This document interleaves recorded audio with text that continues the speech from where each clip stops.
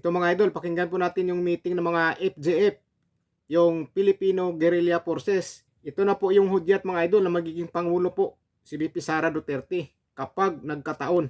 Pakinggan po natin mga idol. Habang Pilipina nila si Sara, ang dami naman nilang ninanakaw. Yes. So ang tao nakatutok doon. Nawawala ang atensyon ng mga tao doon sa kanilang pagnanakaw dahil napupunta na lang sa Yun yung tinatawag na squid tactics. Pusit. Magpapaano ng pinta, hindi din kakatak sila. Yes. Yun yung ginagawa na kay Sara. And impeachment ngayon. Para may magawa na naman sila. Yung insertion sa budget, yung nakaw sa budget. Uutang na naman sila. 1 billion. Yan. Every quarter, 259 billion. Yes, expose yourself. Para maklaro sila sa Isaiah. Maligre sila. Pasalamat ang gobyerno sa kay Sir Tado, kay Sir Mitra at sa ating lahat because we are willing to give our life for God, people, and country. So nandun tayo sa revolutionary force, sa punto na yan ng revolusyon. And that is why, if ever, natuloy ang ating revolutionary government, ever na, kasi dito kasi hindi pwede ang Filipino Guerrilla Forces dahil lang susuportahan natin ang government. Pwede na sila magnakaw sa harapan natin. Yes. Being revolutionaries, being Filipino Guerrilla Forces, protektahan natin ang karapatan ng pamilyang Pilipino. Yes. Pag sinabi natin protektahan natin ang karapatan ng pamilyang Pilipino, okay lang ba nanakawan ng pamilyang Pilipino ng mga korap na politiko?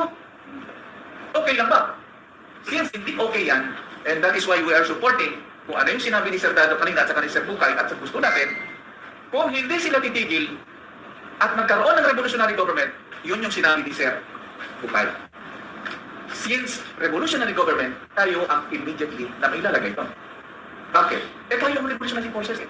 Filipino Guerrilla Forces. Now, another thing, if ever, iba ang naging sitwasyon.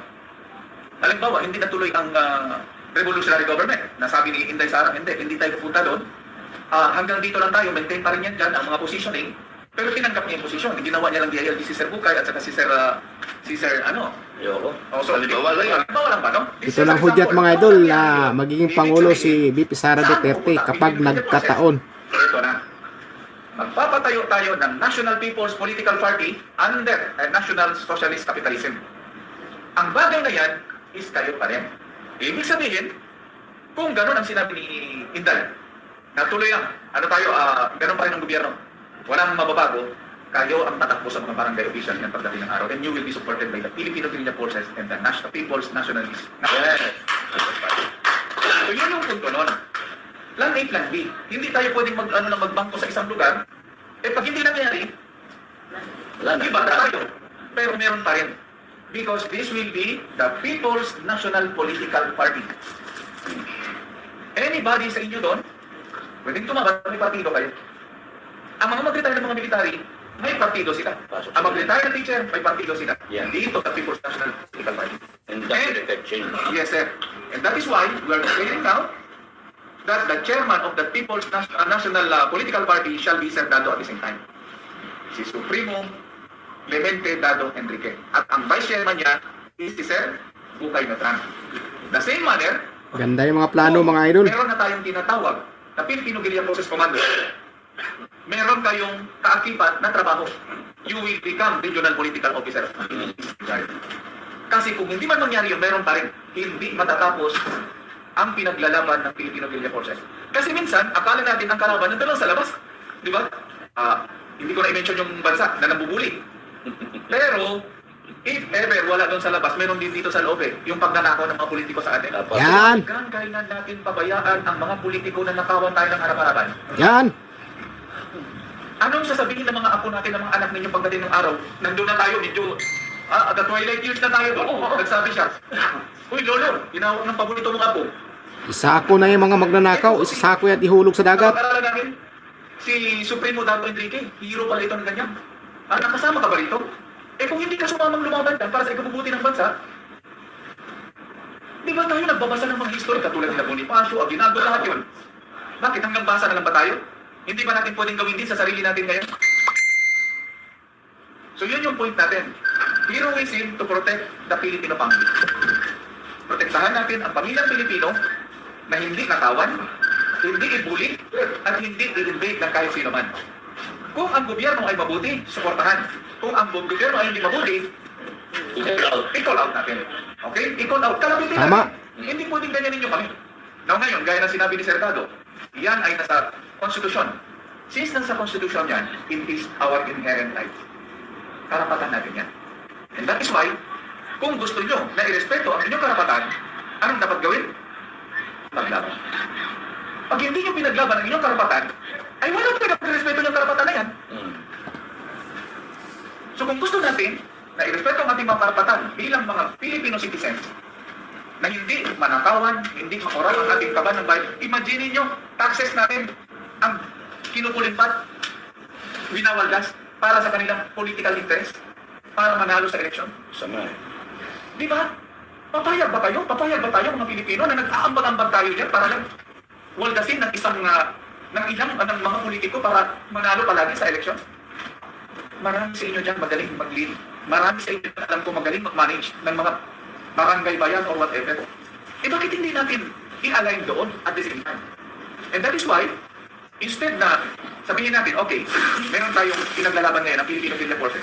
Ang Filipino Guerrilla Forces magkakaroon ng political will. And that's, again, will be led by no less than our Supremo. Si Sir Dado Enrique, ang magiging chairman ulit ng People's National Political Party. Na may time mamamaya, makikita nyo naman sa mga vlog namin yan eh. Yung PNP, NSC, yun yung magiging ano doon. Pwede na rin kayo kung ano ang inyong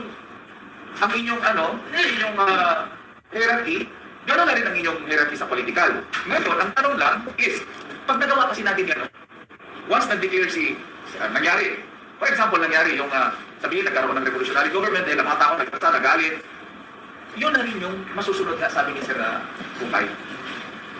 Yun yung pupuntahan natin. And that is why, hindi lang tayo ngayon revolutionary forces para sa preparation ng invasion ng foreign invasion, kundi i-align na rin natin ang ating mga sarili kasi galit tayo sa mga politiko, di ba? Why not? Harapin natin sila ng harap-harapan. Politika rin. At is political party. Yes, John. Yes. Nakuha niyo ba? Kasi dalawa ang ating pinaglalaban nila. Ang unang pinaglalaban is yung foreign invasion. Pinaghandaan natin. Ngayon, namumuo, baka magkaroon tayo ng civil war dahil sa nangyayaring Yeah. nakawan. Magkakagulo yan. Kasi alam natin na meron ng problema ang senior officers at junior officers. Hindi sila nagkaintindihan dyan. Ang mga senior, tumatanggap. Hindi mas tumatanggap. Hindi natin masabi tumatanggap, no? Ang mga senior, wala tayong ebidensya. Kaya hindi tayo pwede mag-aral ng gano'n, no? Ang mga senior is nandun sa kapila. Ang mga junior ay gusto yung idealistic.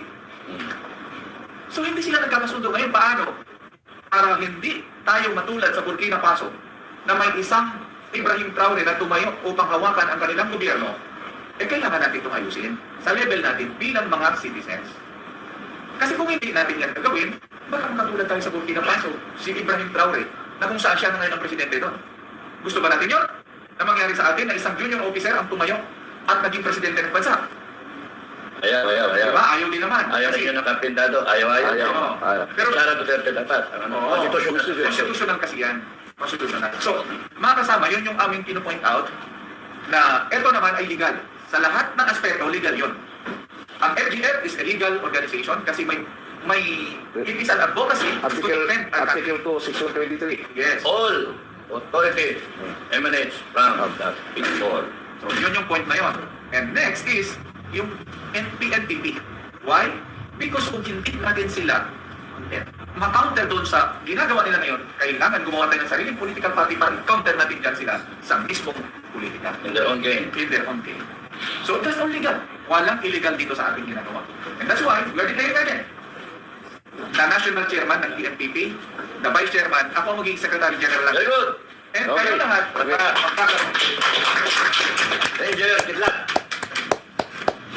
So yun mga idol, pag nagkataon at mag-success yung gagawin ng mga guerrilla forces po natin, yung mga FJF, ay uupo bilang presidente si VP Sara Duterte. Siya po ang iupo nila na bilang Pangulo ng bansa kapag nag-successful po ang plano ng FJF, Filipino Guerrilla Forces. Mga ano po yan mga idol, mga retired militar, general, colonel, karamihan general po mga idol. general, may mga colonel, marami pero karamihan general mga idol. Sila po yung namumuno dyan sa Filipino Guerrilla Forces. Lalo-lalo na po sa pinuno nila na si Captain Dado, si General Dado Enrique.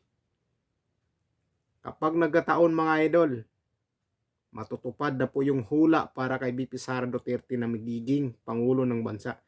Kapag nagkataon. At sana nga, magkatotoo mga idol. At na yung mga buaya sa bansa o buaya ng kaba ng bayan ay matigil na. Dahil kawawa na po talaga tayo. Kaya hindi po talaga asinso ng bansa natin kapag maraming buaya nakaupo sa posisyon sa gobyerno. Kaya dapat lang, bipisara na po ang mamuno ng bansa para i-harvest ang mga buaya manunungkulan sa ating bansa. So yun mga idol, sana ipagdasal po natin mga idol na mag-success ang plano ng FGF, Filipino Guerrilla Forces sa kanilang mga plano at nang maiupo si VP Sara Duterte sa pagkapangulo. So yun mga idol, kaya kung bago lang sa channel ko, huwag sana kalimutan mag-subscribe mga idol at paki-like ng video. Sama-sama po tayo dito mga idol, solid po tayo. Ingat po kayo mga idol at God bless po sa inyo. Peace po tayo mga idol.